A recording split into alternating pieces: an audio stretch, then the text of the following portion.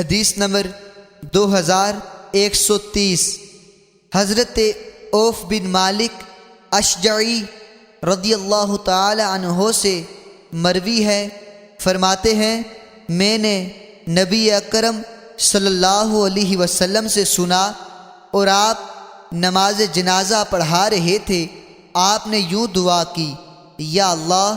اسے بخش دے، اس پر رحم فرما، اس کو معاف کر دے، اس کی اچھی طرح مہمان نوازی فرما، اس کی قبر کو کشادہ کر دے، اس کو پانی، برف اور اولوں سے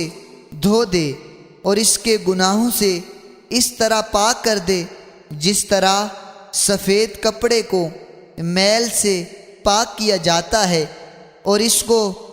دنیاوی گھر کے بدلے میں اچھا گھر عطا فرما، دنیاوی گھر والوں کے مقابلے میں اچھا گھرانہ عطا کر، اور دنیاوی بیوی سے اچھی بیوی عطا فرما، اسے قبر کے فتنہ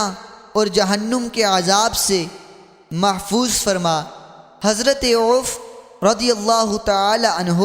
فرماتے ہیں اس میت پر رسول اکرم صلی اللہ علیہ وسلم کی اس دعا کی وجہ سے میں نے تمنا کی کاش وہ میت میں ہی ہوتا۔